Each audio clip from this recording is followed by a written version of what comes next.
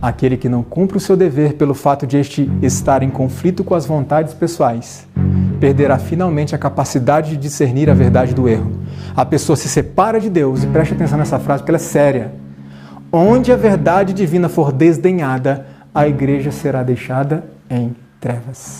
Seriam introduzidas divisões na igreja. Desenvolver-se-ão 2 partidos.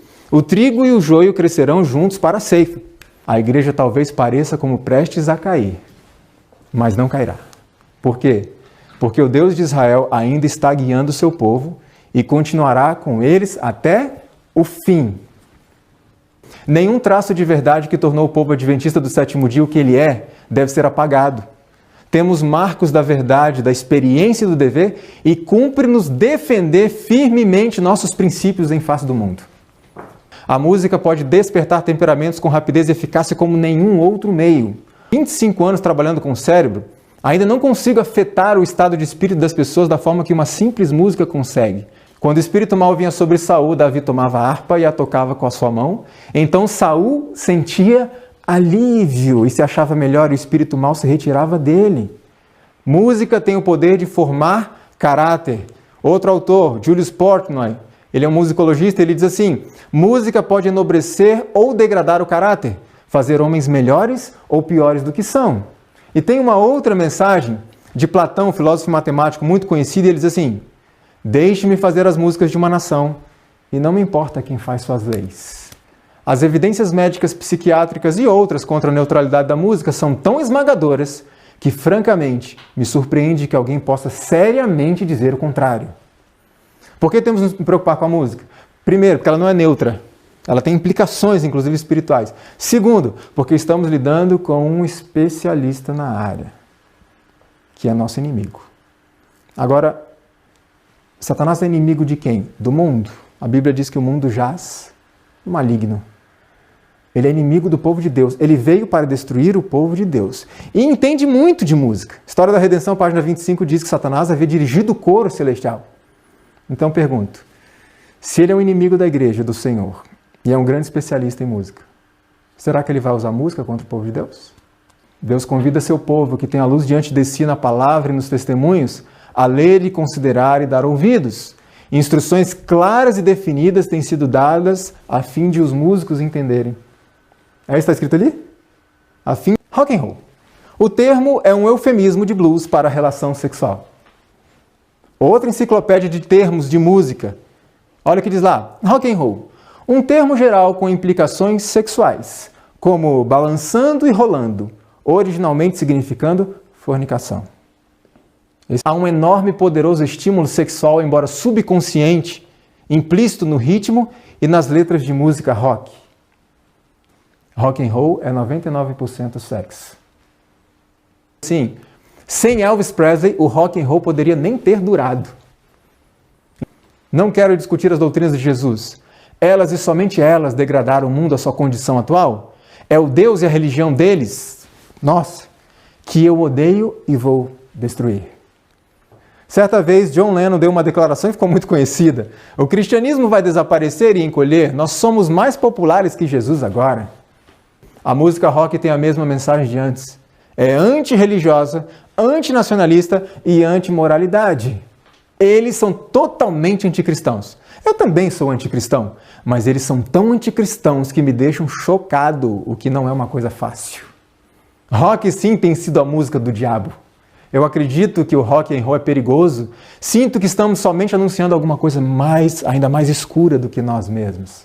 E não para por aí. Malcolm McLaren, um empresário do rock, ele diz assim: rock and roll é pagão e primitivo e muito selva, e é exatamente assim que deve ser. Não sou eu que estou dizendo, eles mesmos. Little Richard: minha verdadeira crença sobre o rock é esta: eu acredito que este tipo de música é demoníaca. Paulo Coelho e Raul Seixas têm uma coisa em comum, uma música que diz: o diabo é o pai do rock. Quem está dizendo? Ellen White? Eu? Não. Eles próprios. Outro, Alice Cooper, Calçada da Fama de Hollywood em 2003 e Hall da Fama do Rock and Roll em 2011, um grande músico do rock. Ele disse assim, em uma sessão espírita, o espírito prometeu-me fama e domínio mundial através do rock. Vocês conhecem a banda Kiss? Se você odeia o Kiss, Deus te ama. E não para por aí, todos nós conhecemos Katy Perry. A entrevistadora pergunta, como era a sua vida há 10 anos atrás? E olha a resposta que ela deu. Fui criado em um lugar onde só se escutava música gospel. E meus pais são pastores, que viajam muito. E assim fui introduzida na indústria musical, porque eu queria ser a Amy Grant da música, uma grande cantora mundialmente famosa da música gospel. Mas não deu certo, então eu vendi minha alma ao diabo. Bob Dylan, outro músico também muito conhecido. O entrevistador pergunta, você ainda está aqui fazendo canções, você ainda está fazendo turnês, por que você continua fazendo? Por que você ainda está aqui? Bem, tem a ver com destino. Eu fiz uma espécie de pacto de ferro há muito tempo atrás e estou tentando adiar o fim. Qual foi o seu pacto? Chegar onde eu estou agora. Posso perguntar com quem você fez o acordo? Com o comandante-chefe. Aqui na Terra? Aqui na Terra e no mundo que não podemos ver. Brian Hugh Warner. Espero ser lembrado como alguém que colocou fim ao cristianismo. Se alguém se suicida por causa da nossa música, então é menos uma pessoa estúpida no mundo. Lita Ford, uma grande guitarrista e vocalista de rock, ela deu a seguinte declaração e preste atenção no que ela disse. Preste atenção. Escute, rock and roll não é de igreja. É um negócio sujo. Você tem que ser sujo também. Se você é bonzinho, você não pode cantá-lo nem tocá-lo. Esse grande maestro chamado Pablo Casals, e ele fala o seguinte a respeito do rock. Em uma frase ele define o rock. Rock é veneno em forma de som. William Kilpatrick, professor de educação na Faculdade de Boston, em seu livro escreveu o seguinte, rock não pode ser transformado em algo respeitável. Rock sempre gravitará na direção de violência e sexo descompromissado. A batida diz, faça o que você quiser fazer. Outro especialista, Robert Jourdain, em seu livro Música, Cérebro e Êxtase, ele é um pianista profissional e ele é especializado em inteligência artificial. E ele escreve no seu livro, numa orquestra reinam especialização e perícia. Em comparação, um concerto de rock é todo barricada e guilhotina. Todos os seus símbolos são de rebelião contra a hierarquia. O rock é profundamente anti-intelectual. Outro especialista, um PhD, famoso palestrante, Stephen Halpern, em seu livro Afinando o Instrumento Humano, ele diz assim, estrelas de rock estão brincando com material físsil, que pode explodir, pode ter uma fissura ali que pode explodir a qualquer momento. Estamos lidando com algo muito sério. E muitas pessoas, talvez por ignorância, por desconhecimento, entendem o rock como uma forma de arte. Só uma forma de arte. E existem muitas implicações por trás disso, e nós precisamos estar atentos. Por isso, o Senhor iluminou a mente da irmã White para nos deixar uma advertência muito séria em relação ao nosso envolvimento com música mundana. Olha o que ela diz. Voam anjos em torno de uma habitação além. Jovens estão ali reunidos. Ouvem-se sons de música em canto e instrumentos. Cristãos acham-se reunidos ali, nessa casa. Mas que é que eu vi? Um cântico, uma frívola canção própria para o salão de baile. Peraí.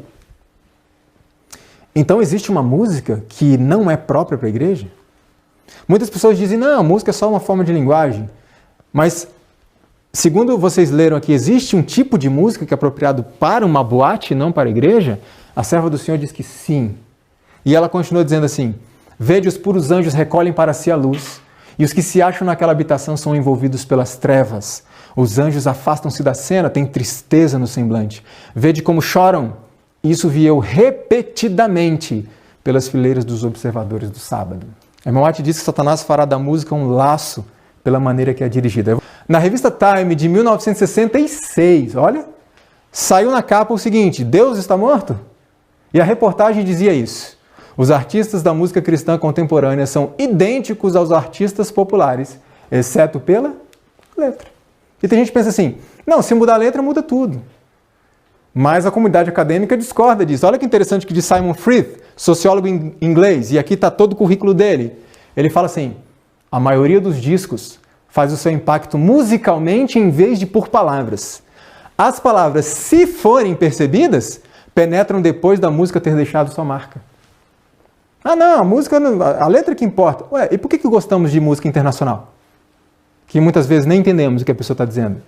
Porque a música já traz uma mensagem. Agora veja, qual é o pensamento da igreja sobre isso? Pegar estilos populares, transformar, mudar a letra e trazer para a igreja. Para saber o pensamento oficial tem que ir aonde? Qual que é a publicação que representa o pensamento oficial da igreja hoje? Manual da igreja. Olha o que diz o Manual da Igreja Adventista do Sétimo Dia. A música profana, ou a que seja de natureza duvidosa ou questionável, nunca deve ser introduzida em nossos cultos. Toda melodia que partilhe da natureza do jazz, rock ou formas híbridas, misturadas, relacionadas, serão evitadas. Não segue tendências populares, que abrem a mente para pensamentos impuros, que levam a comportamentos pecaminosos ou que destroem a apreciação pelo que é santo e puro. E o documento continua dizendo em relação ao músico.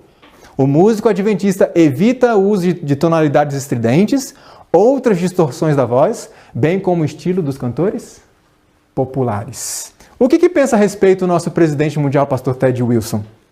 Veja o que ele disse. Resistam aos estilos de adoração e música que estão mais centrados no entretenimento do que na humilde adoração a Deus. Não quero ofender a ninguém, e esta é a minha opinião pessoal, mas se a música soa como pertencendo a um concerto de rock ou uma boate, então que fique no concerto de rock ou na boate. Agora veja que interessante esse livro. Rock é a música de rebelião contra a autoridade.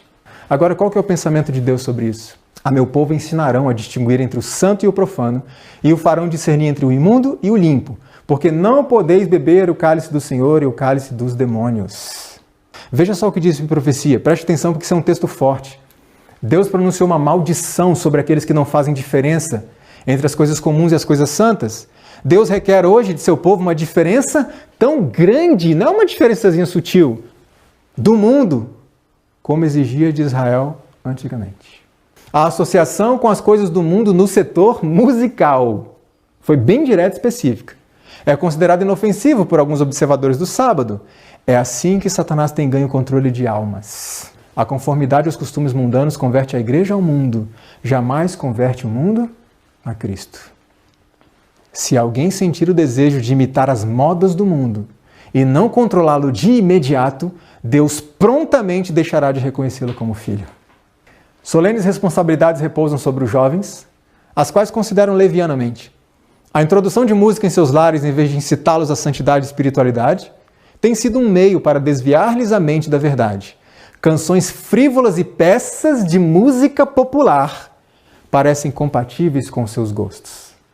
Continuam fazendo as mesmas coisas. Olha esse outro aqui. Faça a sua festa cristã ficar mais animada. Aqui, trios elétricos gospel com cantores evangélicos agitam o carnaval no Brasil. Veja o que o irmão White fala sobre isso. As forças satânicas misturam-se com o barulho para se ter um carnaval. E isso será chamado de operação do Espírito Santo. O Espírito Santo nada tem que ver com tal confusão de ruído e multidão de sons. Satanás opera entre a algazarra e a confusão de tal música. Nessas demonstrações acham-se presentes demônios em forma de homens. Conhece bem. Olha que interessante o que escreveu Lowell Hart. Ele atualmente é evangelista, é um ex-músico do rock. A música de Satanás exposta, ele diz assim: muitos anos atrás, como um jovem músico numa banda de dança, eu gostava de tocar em boates e clubes noturnos. Se alguém tivesse sugerido para mim, naquela época, que este mesmo tipo de música seria ouvido em igrejas evangélicas, eu teria considerado sua sugestão como a piada do dia. Hoje, estamos ouvindo tal som, mas não é piada. Precisa ser abominada e rejeitada a música que traz à memória do recém-nascido a sua velha vida de pecado. Paremos de oferecer a Satanás em nosso culto de adoração uma oportunidade de seduzir os santos. Agora, veja o que disse esse rapaz, David Hill. Ele apresentou esse testemunho num congresso lá nos Estados Unidos e ele disse assim: eu trago um apelo, um grito da minha geração para a geração que está chegando. Pare essa música, ajude-nos, ou uma decadência moral vai nos afundar como nunca antes. Spurgeon, certa vez, disse assim: o diabo raramente criou algo mais perspicaz do que sugerir à igreja que sua missão consiste em prover entretenimento para as pessoas, tendo em vista ganhá-las para Cristo. Esse texto da irmã White, Jesus se propôs que nenhuma atração de natureza terrena levasse homens ao seu lado. Ela continua dizendo assim: unicamente a beleza da verdade deveria atrair os que o seguissem. Muito conhecido. Há muito show, muita música, muito louvor, mas pouco ensino bíblico. Nunca os evangélicos cantaram tanto e nunca foram tão analfabetos de Bíblia. Nunca houve tantos animadores de auditório e tão poucos pregadores da palavra de Deus. Quando o Espírito de Deus está agindo de fato, ele desperta o povo de Deus para a palavra. Creio que evangelizar aqueles que estão lá fora da igreja não foi como nos contaram a razão principal para adotar o gospel na adoração e louvor. Creio que o gospel foi implantado para satisfazer o desejo pessoal por nossa música favorita. Não permitais que vossos esforços sejam no sentido de seguir os métodos do mundo, mas as maneiras de Deus. Os verdadeiros ministros conhecem o valor da obra interior do Espírito Santo sobre o coração humano, satisfazem-se com a simplicidade nos cultos. Simplicidade não é relaxo, não é um culto de qualquer jeito. É um culto simples. E o que mais? Em vez de dar valor ao canto popular, volvem sua atenção para o estudo da palavra de Deus.